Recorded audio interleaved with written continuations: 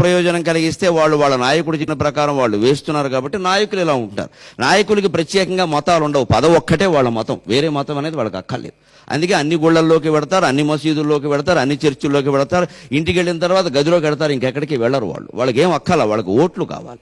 అందుకని వాళ్ళని మనం ముందు వశం చేసుకుంటే తప్ప ఇది సాధ్యమయ్యే వ్యవహారం కాదు. హిందువులందరూ ఒకే నియమానికి కట్టుబడి, హిందూ ధర్మం మాకు నిత్యావసర పదార్థం, మాకు అన్నం ఎంతో, నీళ్ళెంతో, వస్త్రాలెంతో హిందూ ధర్మం మాకంతా. మాకు నువ్వు గ్యాస్ ఇచ్చావా, బియ్యం ఇచ్చావా, ఇది మాకు అనవసరం. మా హిందుత్వాన్ని నిలబెట్టావా లేదా, అది అడిగి మేము ఓటు వేస్తామంటే ఏడాదిలోగా ఈ సమస్యకు మొత్తం పరిష్కారం దొరికి తీరుతుంది.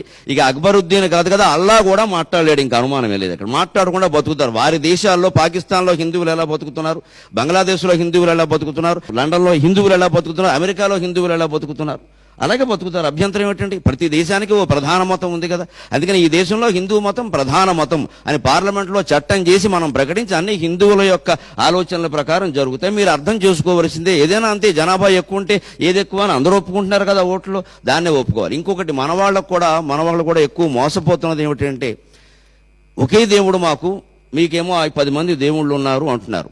అసలు ఒకే దేవుడు ఒకే రూపం ఉండడం అనంత మూర్ఖత్వం ఇంకోటి లేదు ఆధ్యాత్మిక సత్వంలో. దేవుడికి అనేక రూపాలు ఉన్నాయి. దేవుడు సర్వాంతర్యామి అని అందరూ అంగీకరిస్తారు. దేవుడికి 3 లక్షణాలు అన్ని మతాల వాళ్ళు చెప్పేటువంటి ఉన్నాయి. సర్వజ్ఞత్వం ఒకటి, సర్వవ్యాపకత్వం ఒకటి, సర్వశక్తిమత్వం ఒకటి. ఈ సర్వజ్ఞత్వాన్నే ఆమ్నీషియం అంటారు, సర్వవ్యాపకత్వాన్ని ఆమ్ని ప్రజెంట్ అంటారు, శక్తిమత్వాన్ని ఆమ్ని పొటెంట్ అంటారు. మూడింట్లో ఏ ధర్మమైనా చెబుతుంది ఆ విషయం. మరి సర్వాంతర్యామి అయిన వాడు అంటే అన్ని జీవుల్లోనూ ఉన్నవాడే కదా. ఏకం సత్ విప్రా బహుధా వదంతి ఏకమేవ అద్వితీయం బ్రహ్మ అని మన ధర్మం చాలా స్పష్టంగా చెబుతుంది కదా. మరి ఆ దేవుడు ఎవడైనా, వాళ్ళు చెప్పేవాడు ఎవడైనా ఒకడే అయి ఉంటే ఎంతమంది దేవుళ్ళు ఎందుకు? నేను ప్రశ్నించారు కాబట్టి నేను ప్రశ్నిస్తున్నాను, లేదా మా హృదయం అది కాదు, మేము అలా మాట్లాడడం అసలు. కానీ అంటే ఒకడే దేవుడు, ఒకే రూపం ఉండి ఆ రూపమే, ఆ పేరే, ఇంకో పేరు పలకద్దు, అదే రూపము అనేది. మిగిలిన వాళ్ళు ఎవరు దేవుళ్ళు కాదు కదా. ఆ దేవుడు ఒక్కచోటే ఉండి ఒక రూపంతోనే ఉంటే వాడు దేవుడే కాదు, దెయ్యం అవుతాడు ఖచ్చితంగా. ఒక చోట ఉండేవి దెయ్యాలు, అన్ని చోట్ల ఉండేవి దేవుళ్ళు.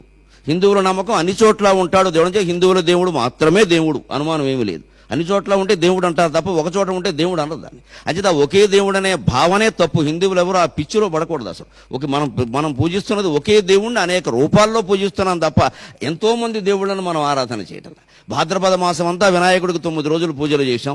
ఆశ్వీజ మాసం వెంటనే వచ్చింది, వాళ్ళ అమ్మగారికి 10 రోజులు పూజలు చేశాం, దసరా అని. తర్వాత కార్తీకం వచ్చింది, కుటుంబాన్ని పోషించే వాళ్ళ నాన్నగారికి నెలంతా చేశాం. ఇప్పుడు ధనుర్మాసం వాళ్ళ మేనమామ విష్ణుమూర్తికి చేస్తున్నాం, మనం ఏం బాధపడట్లా. రేపు సంక్రాంతి పండుగ వస్తే సూర్యారాధన చేస్తాం, రథసప్తం వస్తే సూర్యారాధన చేస్తాం, శ్రీరామనవమి వస్తే శ్రీరాముడిని ఆరాధిస్తాం. ఇన్ని రకాలుగా చేస్తూ కూడా ఎక్కడ హిందువు తన విశ్వాసాన్ని కోల్పోవడం లేదు. అంచేత వాళ్ళ బలహీనత ఏమిటంటే, ఇతర మతాల వాళ్ళకి పక్కకు ఆలోచిస్తే మనం మర్చిపోతామేమో, కోల్పోతామేమో అంటే నీ మతంలో ఉండే బలహీనత అంతా తెలుస్తూనేమో స్పష్టంగా.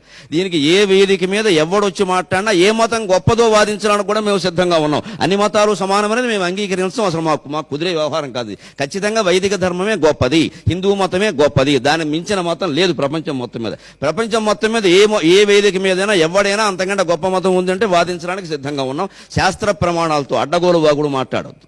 ఇంకొకటి ముఖ్యంగా, ఆయన అసలు ఆంతర్యం చాలా మంది గ్రహించారో లేదో పాపం, ఆయన బాధ ఏమిటంటే, హిందువులకు ఎక్కువ పండుగలు ఉన్నాయి, నెలలో 2 రోజులు సెలవులు ఎక్కువైపోతున్నాయి, మాకు ఎక్కువ పండుగలు లేవు, మాకు బక్రీదు రంజాను 2 ఉన్నాయి. అందుకని కూడా పాపం పండుగల సెలవుల గురించి కూడా కాదు ఆయన ఆవేదన. అలా ఏంటంటే వాళ్ళు ఎక్కువ మంది మత కలహాలు సృష్టించి రౌడీ షీటర్లుగా ఉన్నారు. రౌడీ షీటర్ అంటే కేడీ, నోన్ డిఫాల్టర్. మళ్ళీ జరిగే అవకాశం ఎప్పుడున్నా వాడిని తీసుకొచ్చి ముందే లోపల వేసేస్తారు. అందుకని మా వాళ్ళనేమో ఏడాదికో 20 సార్లు లోపల వేసేస్తున్నారు. ఎందుకంటే హిందువులకు 20 పండుగలు ఉంటాయి కనీసం. మాకు 2 పండుగలే ఉండడం వల్ల హిందువుల్ని 2 సార్లే వేస్తున్నారు. ఆయన అసలు బాధ ఇది. అంటే వాళ్ళు రౌడీ షీటర్లు ఎక్కువ అని ఆయన అంగీకరించేశాడు. అనుమానం ఏముంది? ఇంకా తీవ్రవాదులు మాకు మిత్రులు అన్నారు, పాకిస్తాన్ వాళ్ళు మాకు మిత్రులు అన్నారు, కసబును ఉరి తీసినందుకు మేము సానుభూతి చూపిస్తున్నామన్నారు. అంత తెలిపోయింది కదా. ఇంకా దానిపోతే అందరినీ ఉరి తీయాలంటారు. ఇంకా దీన్ని బట్టి స్పష్టంగా ఆంతర్యం వీళ్ళు తీవ్రవాదులను వీళ్ళే ప్రచారం చేస్తున్నారు, వీళ్ళే తీసుకొస్తున్నారు, వీళ్ళే సాయం చేస్తున్నారు. ఇందులో అనుమానం ఏముందండి? అందులో ఆయన ఒప్పుకున్నాడు కదా ఆ విషయాన్ని. అందుకని మనం వేరే ఖండించాల్సిన పనే లేదు, ఆయనే ఖండించుకుంటున్నాడు ఆయన మాటల్ని.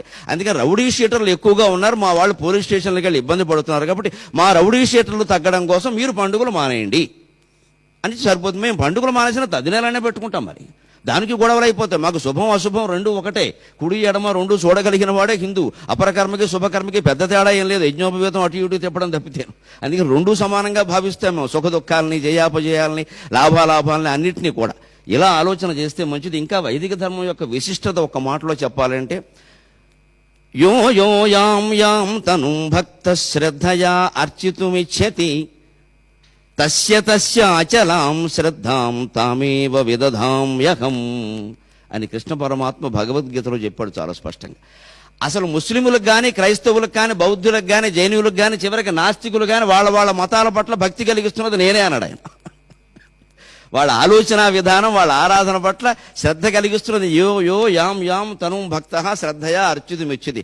ఎవ్వడు ఏ రూపంలో దేవుణ్ణి ఆరాధన చేసినా, ఒకవేళ దేవుడు లేడు అని మాట్లాడినా వాడికి ఆ శ్రద్ధను కలిగిస్తున్నది నేనే. ఎందుకంటే ప్రపంచం ఎప్పుడు వైవిధ్యంగా ఉంటుంది. దీన్ని వైవిధ్యంగా భావించాలి, వైరుధ్యంగా భావించకూడదు. ఇది వెరైటీ తప్పితే కాంట్రవర్సీ కాదు ఇది. అందుకని ఆ వైవిధ్యాన్ని నేను గౌరవించి ప్రేమించి వాళ్ళ దేశాల్లో ఆయా దేవుళ్ళ పట్ల భక్తి నేను కలిగిస్తున్నాను. మేము స్పష్టంగా చాలా బాగా నమ్ముతాం హిందువులం. ఇక్కడ రాముడు అవతరించినట్టే అక్కడ క్రీస్తు అవతరించాడు, ఇంకో చోట ప్రవక్త అవతరించాడు. మేము స్పష్టంగా నమ్ముతాం ఆ విషయాన్ని. బుద్ధుడు అలాగే అవతరించాడు. మాకేమీ ఇందులో ఇబ్బంది ఏమీ లేదు ఆ విషయం. వారెవరూ దేవుళ్ళు కాదని మేము అనడం లేదు. కానీ వాడొక్కడే దేవుడు, వీళ్ళెవరో కాదు అంటే మాత్రం ఉరికిన వ్యవహారం లేదు. చిట్ట చివరిగా ఒక్క మాట, సకనముహ ఇందవ ప్రకృతి, సకనముహ ఇందవ ప్రకృతి, శౌర్యము చాలియు శౌర్యము కల్గియు అల్పబుద్ధులన్ సకనముగా భరించితిమి. సకనముహ ఇందవ ప్రకృతి, శౌర్యము కల్గియు అల్పబుద్ధులన్ సకనముగా భరించితిమి. అల్పబుద్ధులన్ సకనముగా భరించితిమి. సర్వమెరింగిన వారమౌట.